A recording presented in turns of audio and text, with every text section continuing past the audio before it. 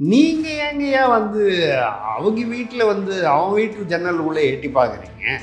விசிக வீட்டு ஜன்னலுக்குள் கொங்கு ஈஸ்வரன் எட்டி பார்க்க வேண்டிய அவசியம் என்ன? புக வேண்டிய அவசியம் என்ன?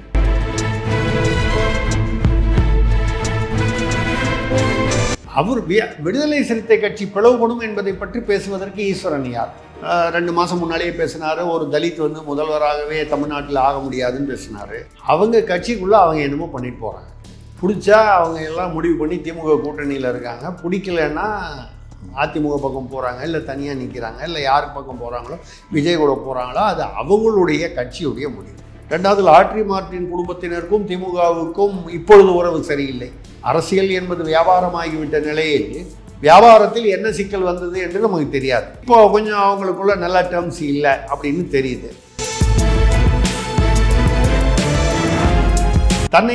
தன்னுடைய கட்சியை வந்து ஒரு வாக்கு வங்கியாக திமுக பயன்படுத்தி கொள்கிறதே தவிர தங்களுக்கு உரிய அங்கீகாரம் கொடுக்கப்படவில்லை என்கிற ஆதங்கம் தெரிகிறது. ஆதவர்ஜுன் பேசுவது சரியில்லை என்றால் திருமாவளவன் கட்சி தலைவர் அவர் மீது நடவடிக்கை எடுக்க வேண்டும். இதுவரைக்கும் ஒன்றும் நடவடிக்கை எடுக்கலையே. அவர் திருமாவுடைய எண்ணங்களை அவர் வந்து ஆதவர்ஜுன் மூலமாக நாசூக்காக தெரிவிக்கிறார். இவர் ஆதவர்ஜுனை வைத்து இப்படி பேச வைக்கிறார்னா அந்த பக்கம் வன்னியரசு, சிந்தனை செல்வன், ஷானவாஸ் இவர்களை போன்ற ரவிக்குமார் போன்றவர்களை வைத்து திருமாவின் கட்சியை உடைத்து விடுமோ என்கிற நிலை இருக்கிறது. திருமாவளவன் விஜயோட போனால் அது தப்பு. ஒரே மேடையில் இருந்தால் பாமக அன்புமணியோட நீங்கள் வந்து முதல்வர் திமுக தலைவர் இருந்தால் அது தப்பு இல்லையா? உங்களுக்கு ஒரு நியாயம், மற்றவர்களுக்கு ஒரு நியாயமா? கூட்டணி கட்சி என்றால் வந்து உங்களுக்கு அடிமையான கட்சியா? அவரவர்களுக்கு அரசியல் ரீதியாகவோ மற்ற ரீதியாகவோ லாபம் வருகிறது என்றால், பதவி கிடைக்கிறது, பதவியினால் பணம் கிடைக்கிறது என்றால் கட்சி மாறுகிறார்கள். கம்யூனிஸ்ட் கட்சிகளுக்கு திமுக 10 கோடியும் 15 கோடியும் ரகசியமாக கொடுத்தது பின்னால் வந்து அதிகாரபூர்வமாகவே வெளியில் வந்தது இல்லை. திமுக கூட்டணியில் வந்து விரிசல் ஏற்படுவதற்கான வாய்ப்புகள் அதிகமாக தெரிகின்றன.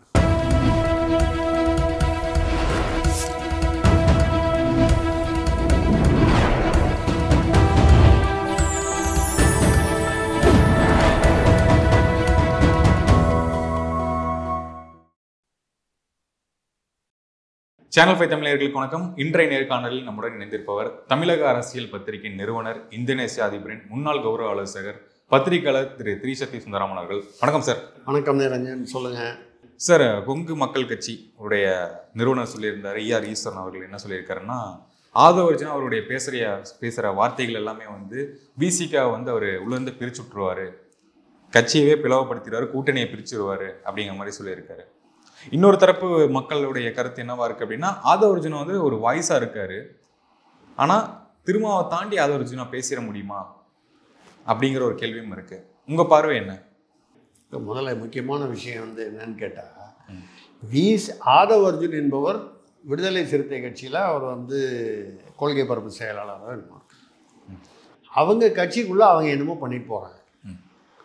பிடிச்சா அவங்க எல்லாம் முடிவு பண்ணி திமுக கூட்டணியில் இருக்காங்க. பிடிக்கலன்னா அதிமுக பக்கம் போகிறாங்க, இல்லை தனியாக நிற்கிறாங்க, இல்லை யார் பக்கம் போகிறாங்களோ விஜய் கூட போகிறாங்களோ அது அவங்களுடைய கட்சியுடைய முடிவு.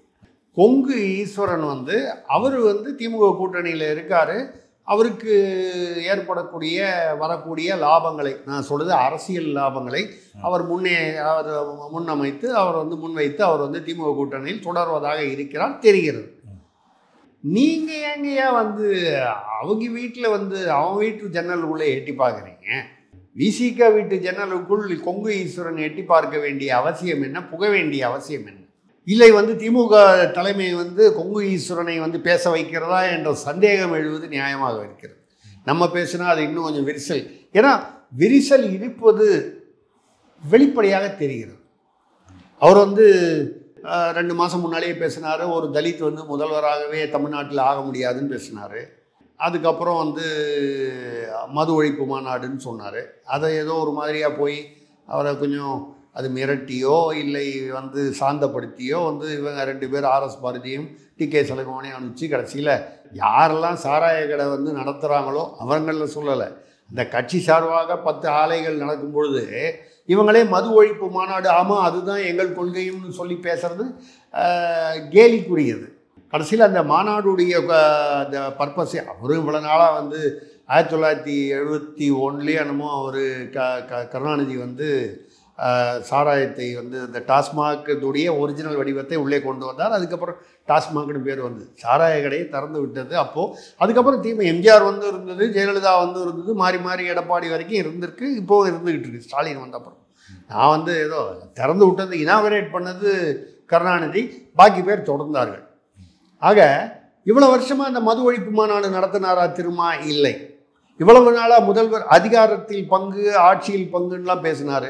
முதல்வரை பார்த்து விட்டு வெளியே வரும்போது அது இப்போ தக்க சமயம் வரும்போது குரல் கொடுப்போம்ட்டார். ஆக அவருக்குள்ள அந்த எண்ணம் இருக்கிறது. தன்னுடைய கட்சியை வந்து ஒரு வாக்கு வங்கியாக திமுக பயன்படுத்தி கொள்கிறதே தவிர தங்களுக்கு உரிய அங்கீகாரம் கொடுக்கப்படவில்லை என்கிற ஆதங்கம் தெரிகிறது. அப்பப்போ அவர் வந்து அதே சமயத்தில் வந்து நம்ம திமுக கூட்டணியும் டோட்டலாக விட்டுறக்கூடாது. ஏன்னா வந்து திமுக உடனே பதிலுக்கு இது ஒன்றும் இல்லை, வினை எதிர்வினை, ஆக்ஷன் ரியாக்ஷன். திமுக உடனே என்ன பண்ணுச்சு, இது காரணம் யார்? ஆதவ் அர்ஜுன் வந்து வந்தபோது 2024 பொது தொகுதி கேட்டாங்க, அவருக்காக கொடுக்க மாட்டேன்னு திமுக சொல்லிடுச்சு. ஆதவ் அர்ஜுன் அதனால் கோபமாக இருக்கலாம். ரெண்டாவது லாட்ரி மார்ட்டின் குடும்பத்தினருக்கும் திமுகவுக்கும் இப்பொழுது உறவு சரியில்லை. அவங்க தான் ஒரு 2000 அந்த பாராளுமன்ற தேர்தலுக்கு முன்னே அந்த பீரியடில் வந்து 570 கோடி ரூபாய் வந்து தேர்தல் பத்திரம் வந்து பாஜகவுக்கு வந்து அவங்க கிட்ட தேர்தல் பத்திரம் 1000 கோடிக்கும் இவங்ககிட்ட 500 சொச்சம் கோடிக்கும் வாங்கினாங்க. அப்போ உறவு நல்லா தான் இருந்திருக்கணும். அதுக்கப்புறம் என்ன காரணத்தினாலோ அரசியல் என்பது வியாபாரமாகிவிட்ட நிலையில் வியாபாரத்தில் என்ன சிக்கல் வந்தது என்று நமக்கு தெரியாது. இப்போ கொஞ்சம் அவங்களுக்குள்ள நல்ல டேர்ம்ஸ் இல்லை அப்படின்னு தெரியுது. ரைட், அது ஒரு பக்கம் இருக்க, நீங்கள் ஆதவ் அர்ஜுன் வந்து அந்த கட்சியில் இருக்கார். ஆதவ் அர்ஜுன் பேசுவது சரியில்லை என்றால் திருமாவளவன் கட்சி தலைவர் அவர் மீது நடவடிக்கை எடுக்க வேண்டும். இது வரைக்கும் ஒன்றும் நடவடிக்கை எடுக்கலையே அவர். இல்லை, அதுதானே ஒரு சந்தேகத்தை உண்டாக்குது. இவர் பேசுறாரு, இவர் வேடிக்கை பார்க்கறாரு அப்படின்னு தானே உருவாகுது. திருமா வந்து தான் பேசினால் அது பெரிய சிக்கலாகும். அதனால் வந்து இப்போ நான் அது கொங்கு ஈஸ்வரன் பேசுவதை நான் வந்து அவர் வந்து திமுக தலைமையின் டப்பிங் குரலாக பார்க்கிறேன். இல்லைன்னா கொங்கு ஈஸ்வரனுடைய கட்சி ஒரு ஒரு ஒரு குறிப்பிட்ட பகுதியை சேர்ந்த ஒரு குறிப்பிட்ட இனத்தை ஒரு வகுப்பினர் சேர்ந்தவருடைய கட்சி. மேக்சிமம் ஒரு சீட்டுக்கு மேலே அவருக்கு வந்து கொடுக்கறதுக்கு வாய்ப்பே இல்லை. ஒரு 234 தொகுதியில் 1 அல்லது 2 அதிகம் ஒரு சீட்டு கொடுப்பாங்க அவருக்காக. இல்லை அவர் நான் வந்து அதை வச்சு குறைச்சி மட்டும் இல்லை, அப்படின்னு பெரிய கட்சி இல்லை. ஆனால் விடுதலை சிறுத்தைகள் கட்சி என்பது பொதுவாக வந்து பறையர் இனத்துடைய அடையாளமாக கருதப்படுவது. மற்றவர்கள் அதில் இருக்காங்க, ஷானவாஸ் போன்றவர்களும் வேறு மதத்தினர் கூட இருக்கிறார்கள், இல்லை என்று சொல்லவில்லை. ஆனால் பெரும்பகுதியாக தாழ்த்தப்பட்டவர்களுக்கு அடையாளமாக உள்ளது விசிக கட்சி. அந்த விசிக கட்சியில் ஆதவ் அர்ஜுன் வந்து பேசுகிறார் அப்படின்னு சொன்னால், ஒன்று அவர் அதிகமாக பேசுகிறார், இல்லை பேசுவது பிடிக்கவில்லைன்னா திருமாவளவன் இது வரைக்கும் அவரை வெளியில் அனுப்பிச்சிருப்பார். ஏன்னா இப்போ மட்டும் பேசலை, கிட்டத்தட்ட 3-4 மாதமாக இது ஓடிக்கிட்டு இருக்கு. அனுப்பிச்சிருப்பாரு, ஏன் அனுப்பலை? அப்போது திருமாவுடைய எண்ணங்களை அவர் வந்து ஆதவ் அர்ஜுன் மூலமாக நாசூக்காக தெரிவிக்கிறார் என்று யூகம் செய்வதற்கு இடம் உண்டு. அதே சமயத்தில் அங்கே வந்து திமுக அப்பப்போ நான் திமுக கூட்டணியில் தான் இருக்கேன்னு திருமா வந்து அடிக்கடி சொல்றது காரணம் என்னென்னால், இவர் ஆதவ் அர்ஜுனை வைத்து இப்படி பேச வைக்கிறார்னா அந்த பக்கம் வன்னியரசு, சிந்தனை செல்வன், ஷானவாஸ் இவர்களை போன்ற ரவிக்குமார் போன்றவர்களை வைத்து உங்கள் கட்சியை உடைத்து விடுகிற திமுக வந்து திருமாவின் கட்சியை உடைத்து விடுமோ என்கிற நிலை இருக்கிறது. அப்போ திருமா வந்து ரெண்டையும் பேலன்ஸ் பண்ண வேண்டியிருக்கு. இந்த குரூப்பையும் விட்டுற முடியாது, ஆதவ் அர்ஜுனின் மூலமாக பேசுறதையும் நிறுத்தி விட முடியாது. நீங்கள் பாட்டில் இப்படி பேசுங்க. இப்போ ரவிக்குமார் கூட வந்து பேசியிருக்காரு, பங்கும் வேணும் கூட்டணியும் வேண்டும். ஆமாம், குழுக்கும் ஆசை மீசைக்கும் ஆசை, அவ்வளோதான் விஷயம். இது எவ்வளோ தூரம் சாத்தியம் என்பது அரசியலில் சொல்ல முடியாது. இப்போ வந்து ரவிக்குமார் அவர்களே சொல்லியிருக்காரு, திருமாவுக்கு முதல்வர் ஆகணும்னு வந்து அவர் ஆசைப்பட்டால் அதில் தவறு என்ன இருக்கிறதுன்னு கேட்குறாரு. முதல்வராகும் கனவு எனக்கும் இருக்கிறதுன்னு திருமா பேசியிருக்காரு. கனவாகவே போகாமல் ஊமை கண்ட கனவாக, ஊமையின் கனவுன்னு சொல்லுவாங்க. ஊமை வந்து கனவு கண்டால் வெளியில் சொல்ல முடியாமல், அவர் அப்படி சொல்ல முடியாமல் தவிக்கிறாரோ. அப்போ ஊமை கனவு கண்டால் அந்த கனவை சொல்ல முடியலன்னா என்ன பக்கத்தில் யாரையாவது கூப்பிட்டு தான் சொல்லலாம். அதுதான் ஆதவ் அர்ஜுனை விட்டு சொல்கிறாரோன்ற ஒரு யூகம் வருவது இயல்பான விஷயம். அந்த வகையில் கொங்கு ஈஸ்வரன் வந்து இதில் தலையிடுவதே தவறு. இது வந்து தார்மீக ரீதியில் இது வந்து முறையல்ல. சார், அவர் தலையிடுவது தவறு என்றாலுமே அவர் கேட்ட கேள்வி நியாயமானது தானே? என்ன இப்போ வந்து பிரசிடென்ட் வந்து சைலண்டாக இருக்கும்போது ஒரு நிர்வாகி வந்து இந்த பக்கம் குரல் கொடுத்துட்டு இருக்கும்போது கட்சி பிளவுபடும், கட்சி கூட்டணி பிளவுபடும் அப்படின்னு சொல்ற விஷயம் கரெக்டு தானே? அவர் விடுதலை சிறுத்தை கட்சி பிளவுபடும் என்பதை பற்றி பேசுவதற்கு ஈஸ்வரன் யார்? அவருக்கு என்ன உரிமை இருக்கிறது? அவருடைய கட்சியே 2 தடவை பிளந்தது தான். பெஸ்ட் ராமசாமி தனியாக வந்து பிரிச்சுட்டு போனார். ஈஸ்வரன் முதல்ல கட்சி ஆரம்பித்த போது கூட இருந்த பெஸ்ட் ராமசாமி அதே கொங்கு பேர்லேயே இன்னொரு இயக்கம் போட்டு போனார். அது இருக்குது, ரைட்டு, அதுவும் இருக்குது, இன்னமும் இருக்குது. இவர் திமுகவோட கூட்டணி போனால் வழக்கமாக அவர் என்ன பண்ணுவார், அதிமுகவோட போயிடுவார். இது தமிழ்நாட்டில் அந்த முஸ்லீம் லீக்கில் பார்க்கும்போது ஜவாரியில் அந்த பக்கம் இருந்தாருன்னா இன்னொரு முஸ்லீம் லீக் கட்சி அந்த பக்கம் போயிடும். இது தமிழ்நாட்டில் தொட்டு பல ஆண்டுகளாக உள்ளது விஷயம்.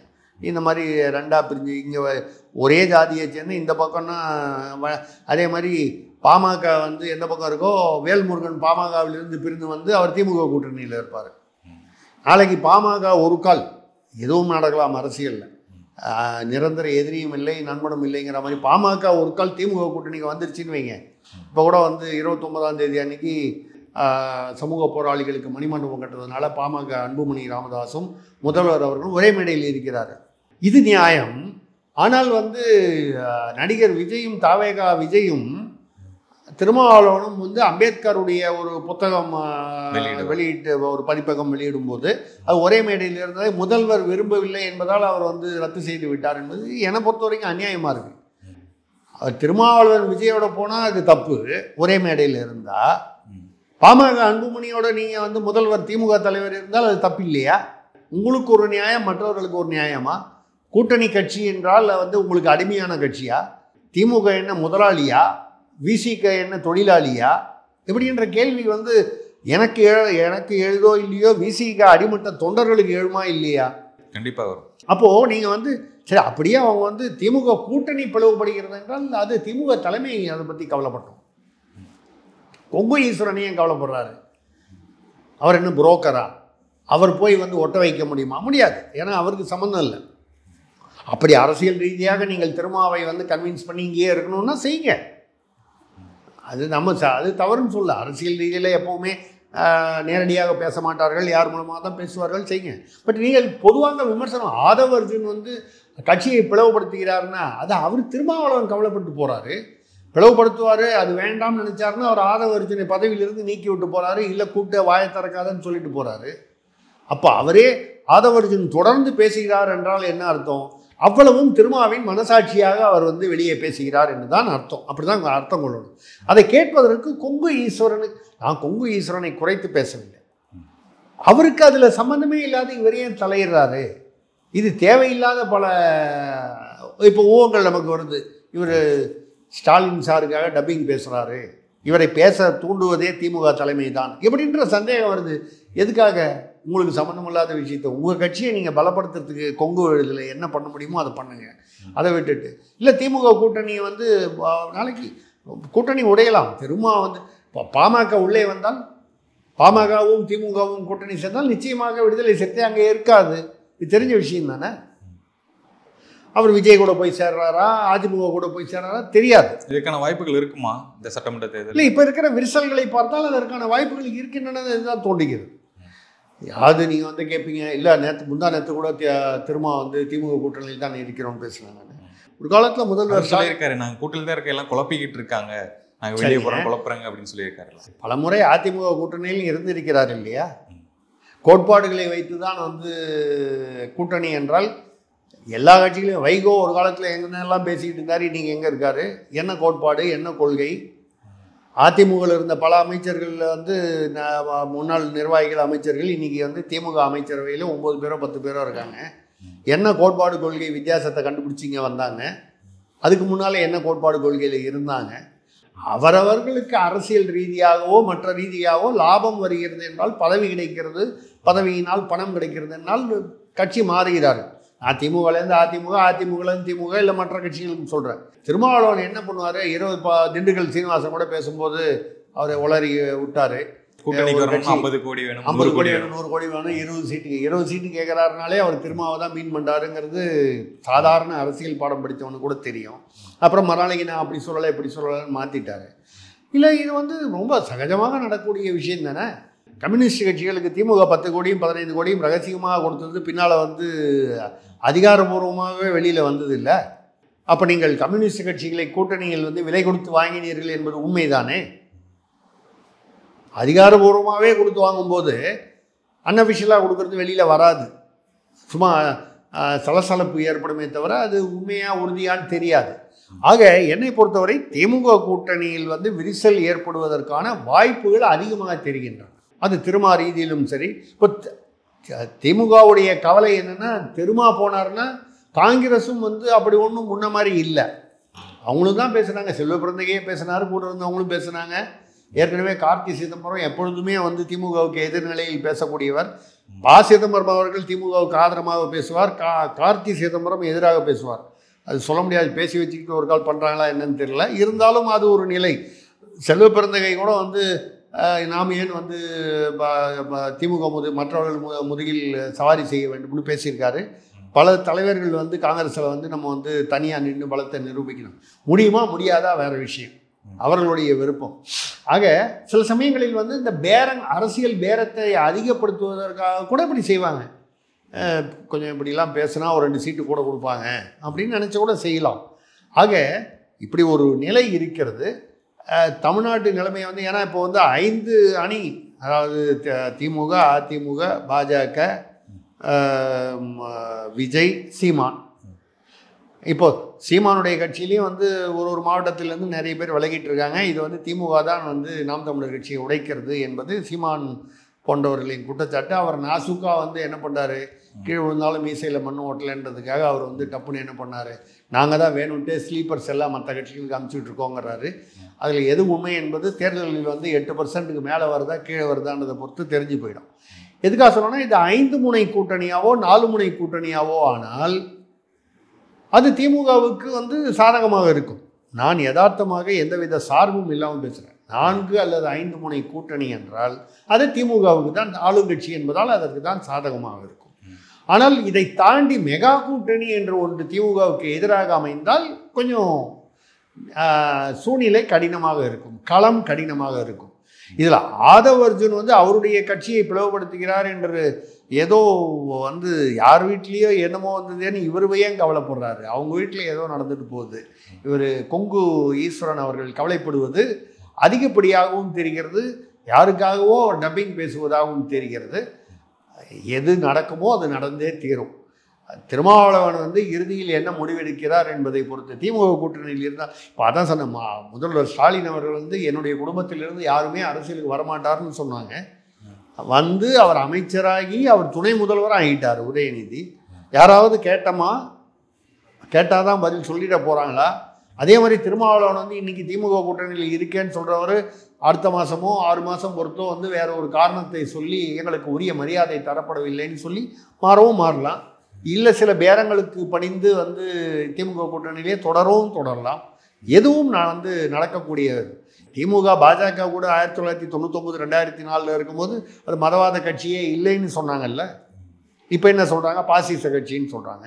ஆனால் உள்ளுக்குள்ளே போய் ரகசியமாக டீல் பண்ணிட்டு வராங்க. ராஜ்நாத் சிங் வந்து நாணயம் வெளியீட்டு விழா நடத்துகிறார். ஸோ அரசியலில் வந்து எல்லாமே அவரவர்களுடைய சுயலாபத்துக்காக நாடகம்தான். இந்த நாடகம் அந்த மேடையில் எத்தனை நாளமானு அது வந்து இந்த 2026 தேர்தலுக்கு முன்னால் வரைக்கும் இந்த நாடகங்கள் நடந்து கொண்டு தான் இருக்கும். நாடகம் எப்போ முடியுதுவோ அது திரை விலகும் போது காட்சி தெரிந்துவிடும். ஓகே சார், தொடர்ந்து பேசும் நேர்காணல் மிக்க நன்றி. மிக்க நன்றி, வணக்கம்.